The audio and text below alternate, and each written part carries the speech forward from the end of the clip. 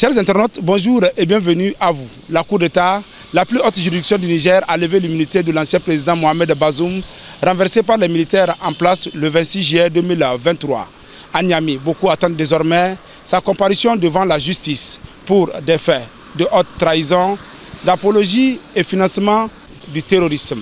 Des analystes se prononcent sur le procès qui l'attend. Depuis le 14 juin dernier, Mohamed Bazoum ne bénéficie plus de son immunité d'ancien président. Il devra bientôt affronter la justice nigérienne pour s'expliquer sur les charges de haute trahison, d'apologie et de financement du terrorisme qui pèsent sur lui. À Niamey, le sort de l'ancien président alimente tous les débats. Le procès en tant que tel, nous on le souhaite très équitable, très juste, avec la participation de tous ceux qui sont censés défendre le président Bazoum. Mais au-delà de tout ça, il faut que le pouvoir actuel sache une chose. Les Nigériens ont une soif ardente de justice et que M. Bazoum, l'ex-président Bazoum, n'est que l'arbre qui cache la forêt. À mon avis, à moi, il ne doit pas être continuellement détenu dans un lieu où vraiment ce n'est même pas dans un établissement habilité à le garder en tant que détenu. Donc c'est tout à fait normal que pour que le CNSP se débarrasse de toute histoire, en tout cas de dictature, en tout cas que le CNSP puisse laisser la justice prendre le dossier en main. Un ancien président devant la justice, c'est un cas rare au Niger. La question se pose donc de savoir quel tribunal va juger Mohamed Bazoum. Le constitutionnaliste et analyste politique Mena Boukar donne sa lecture. Nous sommes dans une période exceptionnelle. Il y a eu coup d'État militaire, nous ne sommes pas dans une période constitutionnelle.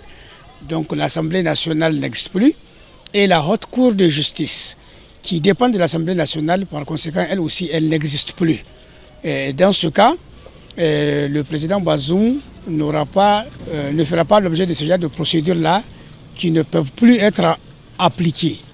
Bazoum sera jugé par la Cour de cassation parce que quand bien même certaines infractions sont objectivement militaires, comme la trahison, etc., il va passer devant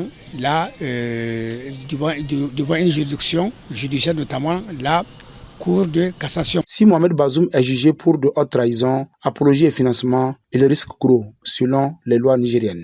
Les faits allégués sont très graves. La faute qui lui est reprochée, c'est une faute très grave qui commande l'application de peines très élevées. Mais comme c'est un jugement, on ne peut pas dire voilà exactement le nombre de peines qui seront appliquées. C'est le juge qui va déterminer sur la base de la défense de M. Bazoum. Dans un communiqué publié après la levée de son immunité, les avocats de Mohamed Bazoum ont dénoncé un dossier politique et ont appelé à la libération immédiate de leurs clients. La CEDEAO a aussi demandé au pouvoir de Niamey de remettre en liberté l'ancien président nigérien. Désormais, au Niger, tout le monde attend la suite de cette affaire, mais pour le moment, aucune date n'a été fixée pour la poursuite de la procédure ouverte de l'ancien président Mohamed Bazoum. C'était Yasser Ulrich à Niamey pour Nouvelle Obba.